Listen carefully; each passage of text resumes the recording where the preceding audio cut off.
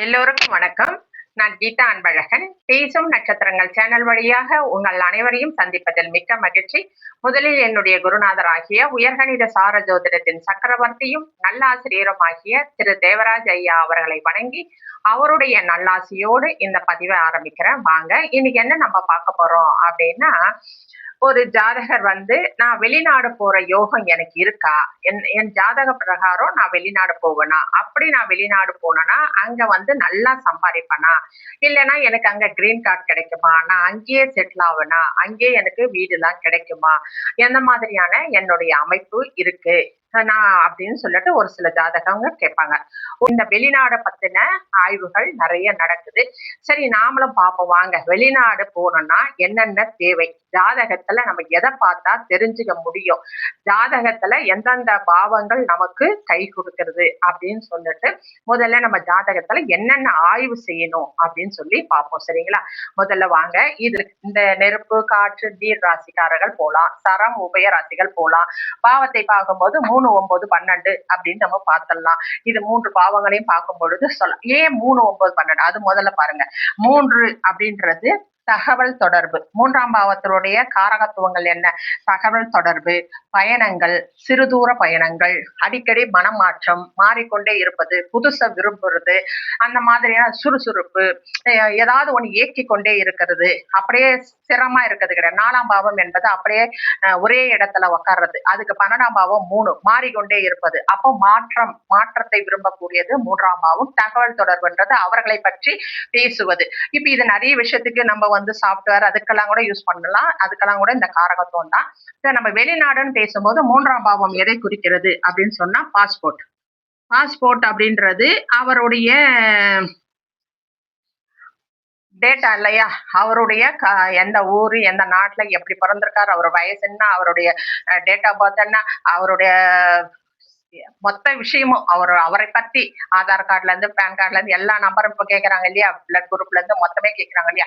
அப்போ அது மட்டும் இல்லாம அவர் இந்த ஊரை சார்ந்தவர் தானா, அவர் மேல எந்த கேஸும் இல்லையா, வழக்கும் இல்லையா, கோர்ட்டு கேஸ், வம்பு வழக்கு எதனா இருக்கா, எல்லாத்தையும் தீர விசாரிச்சு போலீஸ் என்கொயரி அதுக்கப்புறமா தான் நமக்கு பாஸ்போர்ட் நம்ம கையிலேயே கிடைக்குது இல்லைங்களா. இத்தனை விஷயத்தையும் செய்யக்கூடியது தகவல் தொடர்பு. மத்தவங்க மூலமா அது எல்லாத்தையும் சரி பண்ணி இவர் சரியானவர் தான் அப்படின்னு சொல்லி பாஸ்போர்ட் கொடுக்கக்கூடிய இடம் இந்த 3ஆம் பாவம். இந்த 9 அப்படின்னு சொல்லும் பொழுது இது விசா. ஜாதகருக்கு ஒரு விசா அப்படின்னு சொன்னா அந்த நாட்டுக்கு, எந்த நாட்டுக்கு போறோமோ அந்த நாட்டுல இருக்கிறவங்க நம்மள ஓகே அப்படின்னு சொல்றதுதான் விசா. சரிங்களா? இது தெய்வ குடுப்பனையும் இந்த 9ஆம் பாவம் தான். இந்த விசாவை பற்றி சொல்லுவது இந்த 9ஆம் பாவம். 12 அப்படின்னு சொல்லுவது விரயம், மறைவு, பயணம். இது நெடுந்தூர பயணம்.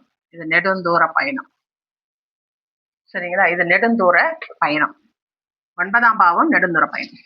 இப்ப விரயம் அப்படின்னு நீங்க ஏன் சொல்லிட்டேன், 12ஆம் பாவம் விரயம் அப்படின்னு ஏன் சொல்லிட்டேன் அப்படின்னு சொன்னா, அவர் சொந்த இடத்துல இருந்து இன்னொரு இடத்துக்கு போறார் அப்படின்னா தற்காலிகமாவே மறையறாரு அவர் இல்லையா. அவரை டெய்லி பார்க்க முடியுமா, தொட முடியுமா, பேச முடியுமா, என்ன பண்ண முடியும்? போன்ல பேசுறோம், பாக்குறோம். ஆனா உணர்வுகளோட பேச முடியுமா, அவரை தொட முடியுமா, அவரை பேச முடியுமா, அவருக்கு சாப்பாடு கொடுக்க முடியுமா, எதுவும் பண்ண முடியாது இல்லையா. அப்போ அவர் நம்ம கேட்கிற நேரத்துல, நம்ம பாக்குற இடத்துல அவர் இல்லை. புரியுதுங்களா? அந்த மாதிரி மறைவு. 12ஆம் இடம் என்பது மறைவு. ஒருவர் மறைந்து வேறு இடத்துக்கு போக முடியுமா?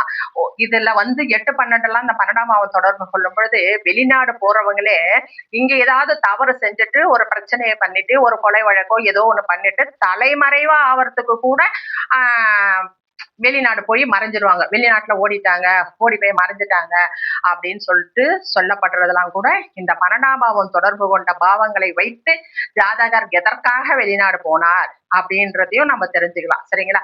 அந்த மாதிரியான மறைவையும் இது குறிக்கக்கூடியது. நிறைய விஷயங்கள் இந்த 12ஆம் பாவம் தொடர்பு கொள்ளும் பொழுது நடக்கிறது. இது எல்லாத்தையுமே சொல்லலாம். அயன சயன போகம் அப்படின்லாம் சொல்லுவோம் இல்லையா. அந்த மாதிரி நிறைய விஷயங்கள் இந்த 12ஆம் பாவம் தொடர்பு கொள்ளும் பொழுது இது ஜாதகத்துக்கு மிக மிக முக்கியம். இந்த பயணத்துக்கு மிக மிக முக்கியம். அவர் கண்டிப்பா போவாரா, வெளிநாடு என்பது சரி மறைவுன்னு சொல்லிட்டீங்க. அப்ப அவர் தனியா போயிட்டாரு. அப்போ வந்து அவர நம்ம பார்க்கவே முடியாதுன்னா, அந்த ஜாதகத்துக்கு ஏத்த மாரி அவர் 6 மாசத்துக்கு ஒரு முறை வருவாரா? இல்ல 4 ஆண்டு காலத்துக்கு ஒரு முறை வருவாரா? இல்ல ஒரு 10 ஆண்டு வேலை செஞ்சுட்டு உடனே வந்துருவாரா? இல்ல அங்கேயே இருப்பாரா? இதெல்லாம் வந்து அந்த ஜாதகம் தொடர்பு கொண்ட பாவமுனைக்கு ஏத்த மாதிரி நம்ம வந்து அதனை பலனை நம்ம சொல்ல முடியும். இது மாதிரியான 12ஆம் பாவம் மிக மிக முக்கியமான ஒரு விஷயத்தெல்லாம் நிறைய விஷயத்த ஜாதகருக்கு தெளிவுபடுத்தும். அவர் பாவ தொடர்பு எந்த மாதிரியான தொடர்புல இருக்கிறாரோ அது சார்ந்த விஷயத்திற்காக அவரால வெளிநாடு போக முடியும் அப்படின்னு நம்ம சொல்லலாம். இது மட்டும் இல்ல, வெளிநாடு போனா காசு வருமா, பணம் வருமா, இல்ல எப்படி அங்க போய் ஏதாவது பிரச்சனையில மாட்டிப்பாரா, இல்ல அங்க போய் சுற்றுலா மாதிரி போவாங்க இல்லையா, நம்ம போயிட்டு ஜாலியா என்ஜாய் பண்ணிட்டு வரலாம் அப்படின்னு நம்ம காசு செலவு பண்ணி போறவங்க இருக்காங்க இல்லையா, அது மாதிரி போவாங்களா, அப்படின்னு வயதாகி போவாங்களா, இளமையிலே போவாங்களா, இல்ல வெளிநாட்டுல குழந்தை பிறக்குமா, இல்ல உள்நாட்டுல குழந்தை பிறக்குமா, படிக்கிறதுக்காக குழந்தைங்க வெளிநாடு போவாங்களா, இத்தனை விஷயத்தையும் இந்த பாவ முனைகள்ல வச்சு நம்ம கண்டிப்பா ஆராய்ந்து சொல்ல முடியும். சரிங்களா? கண்டிப்பா அதை பத்தி அடுத்த பதிவுல நான் போடுறேன். இது எப்படி தொடர்பு கொண்டா அந்த ஜாதகருங்க எந்த மாதிரியான பயணங்களை தொடர்வார்கள் என்று நம்ம பார்ப்போம். இதுல முக்கியமா நம்ம அயல்நாடு போனோம் அப்படின்னு சொன்னா பார்க்க வேண்டிய பாவம் 3, 9, 12ஆம் பாவத்தை பார்க்கணும். அது தொடர்பு கொண்ட உபநட்சத்திரங்களும் அதனுடைய தொடர்பும் அதனுடைய கிரகத்துல எதை பார்க்கணும் அப்படின்னு சொன்னா கிரகத்துல ராகுதான் வெளிநாட்டுக்கு பிரதானமான ஒரு கிரகம் ராகு. அது ராகுவை பார்க்கணும். அதுக்கப்புறம் சந்திரன். ஏன் சந்திரனை பார்க்கணும்? சந்திரன் தான் மனோகாரகன். மனசு மாறுறதுனாலதான் எனக்கு இந்த ஊர் பிடிக்கல, இந்த நாடு பிடிக்கல, உன போல வாழ்க்கை, இது எனக்கு போர் அடிக்குது, நான் வேற இடம் போகணும் அப்படின்னு சொல்லிட்டு போவாங்க. அங்க போய் திரும்ப அந்த இடம் பிடிக்கலன்னு சொல்லிட்டு திரும்ப இங்க வருவாங்க. இங்க இட்லி சாம்பார் கிடைக்கும், அங்க போனா பிரெட் தான் கிடைக்கும். உடனே என்ன சொல்லுவாங்க, எனக்கு இட்லி சாம்பார் வேணும் அப்படின்னு சொல்லி பிரெட் கிடைக்கிற இடத்துல போய் கேட்பாங்க. அங்க பிரெட் கிடைக்காது, அங்க இட்லி சாம்பார் கிடைக்காது ஃபாரின்ல.